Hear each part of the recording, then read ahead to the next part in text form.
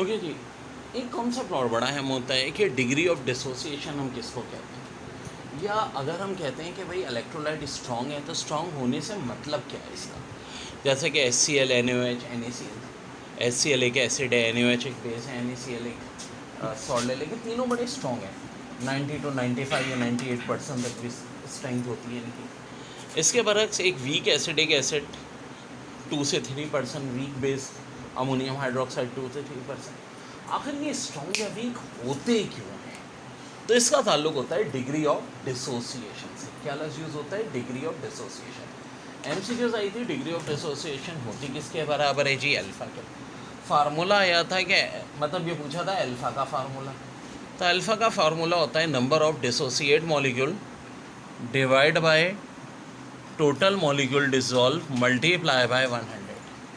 अब एग्जाम में एक बार न्यूमेरिकल आया था, कैसे कि नंबर ऑफ डिसोसिएट मॉलिक्यूल 700 दे दिए थे, टोटल मॉलिक्यूल डिसॉल्व 1000 दे दिए थे और अल्फ़ा की वैल्यू पूछी थी। तो बड़ा आसान है, 700 को हम 1000 से डिवाइड करके मल्टीप्लाई किससे कर देंगे? 100 से कर देंगे।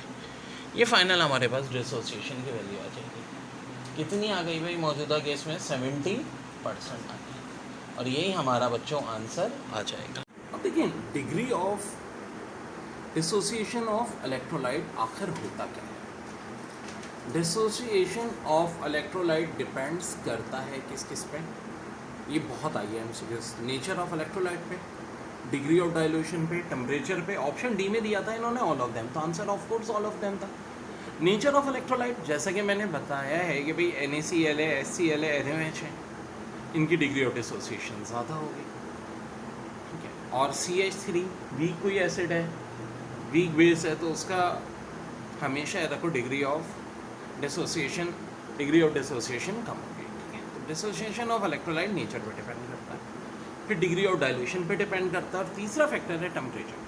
टेम्परेचर पे तो बढ़ाओगे तो लाजमी बात है डिसोसिएशन ऑफ इलेक्ट्रोलाइट क्या होगा? बढ़ेगा। इस बात को समझोगे, एप्टीट्यूड टेस्ट में बहुत ज़्यादा ही पढ़ना पड़ता है। अब देखो इंटर में तो क्या है, सिलेक्टेड बस कुछ क्वेश्चन कर लो हो जाएगा, यहाँ एक ही लाइन इंपॉर्टेंट।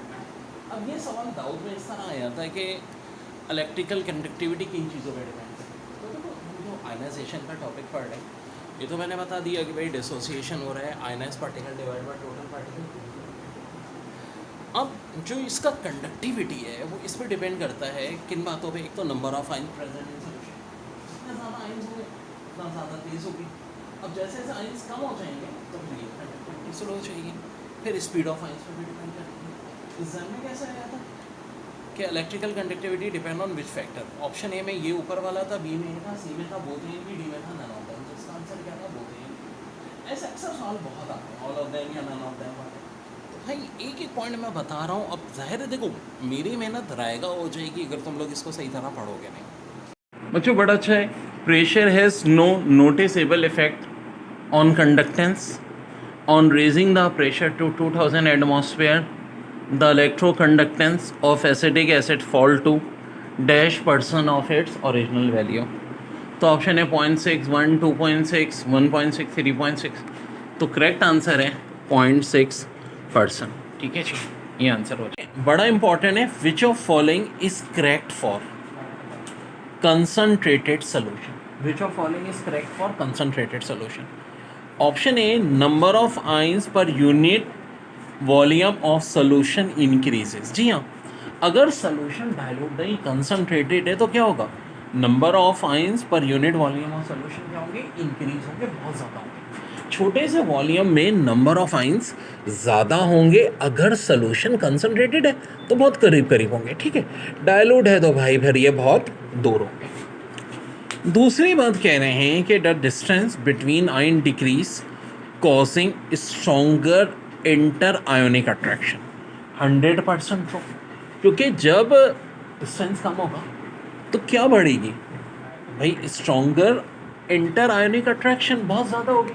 यही वजह है कि बात हो रही है किसकी? चीज कंसनट्रेटेड सोल्यूशन की। फिर अगला पॉइंट क्या कह रहे हैं? Migration of ion becomes more difficult and the conductance decreases with increase in concentration. Migration of ion जो होती है वो क्या होती है? मोर डिफ़िकल्ट हो जाती है, और कंडक्टेंस क्या होती है? डिक्रीज होती है विद इंक्रीज इन कंसंट्रेशन, ठीक है। माइग्रेशन आयन की जो होती है डिफ़िकल्ट हो जाती है और कंडक्टेंस जो है वो डिक्रीज होती है विद इंक्रीज इन कंसंट्रेशन। तो सारी बातें ही सही हैं, ठीक है, क्योंकि माइग्रेशन ऑफ आयन क्या होगी, डिफ़िकल्ट हो जाएगी ना, कंडक्टेंस डिक्रीज होगी जैसे जैसे इंक्रीज होगी कंसंट्रेशन। तो ऑल ऑफ देम आर। हमारे कोर्स में जो चैप्टर कहलाता है वो कहलाता है solution and electrolyte. So electrolyte is very very important thing कि आखिर ये इलेक्ट्रोलाइट का कॉन्सेप्ट है क्या। देखो, आर्रेनियस ने एक बड़ी अच्छी थ्योरी बताई थी जिसको आर्रेनियस थ्योरी ऑफ आयनाइजेशन कहते हैं। उसने कहा था कि एक सोल्यूशन के दरमियान में आप दो इलेक्ट्रोड पुट करो जिनमें से एक हो कैथोड एक हो एनोड। जब करंट आप पास आउट करोगे तो जो पॉजिटिव आइन है कैटाइंस हैं ये कैथोड की तरफ मूव हो जाएंगे और जो एनाइंस हैं वो एनोड की तरफ मूव हो जाएंगे। सो ये कॉन्सेप्ट किसने दिया था मेरे भाई, आर्रेनियस ने, कि cation moves towards cathode and anion moves towards anode. एक बात और इसने कही थी कि number of cation is always equal to number of anions, so has a whole atom is neutral. अब देखो, इलेक्ट्रोलाइट सिर्फ ज़रूरी नहीं कि सॉल्ट हो, इलेक्ट्रोलाइट एसिड भी हो सकता है, बेस भी हो सकता है, सॉल्ट भी हो सकता है। तो बिल्कुल अभी मैंने बेसिक कॉन्सेप्ट आपको बताया है कि इलेक्ट्रोलाइट आखिर होता है, क्योंकि ये बड़ी अहम चीज़ आती है। ये एमसीक्यूज़ बार बार आती है कि कैटाइन कहाँ मूव होते हैं, तो जी कैथोड की तरफ, और एनाइन कहाँ मूव होते हैं, एनोड की तरफ। पेपर में आई हुई बड़ी इंपॉर्टेंट एमसीक्यूज़ इलेक्ट्रोकेमिस्ट्री की। Conductance of an electrolyte solution vary with, option में dilution, absolute velocity, degree of ionisation, temperature and pressure. तो याद रहे, conductance of an electrolyte solution vary होती है डाइल्यूशन से भी, एब्सोल्यूट वेलोसिटी ऑफ आयन से भी, डिग्री ऑफ आयनाइजेशन से भी, टेम्परेचर एंड प्रेशर से भी। तो आंसर है ऑल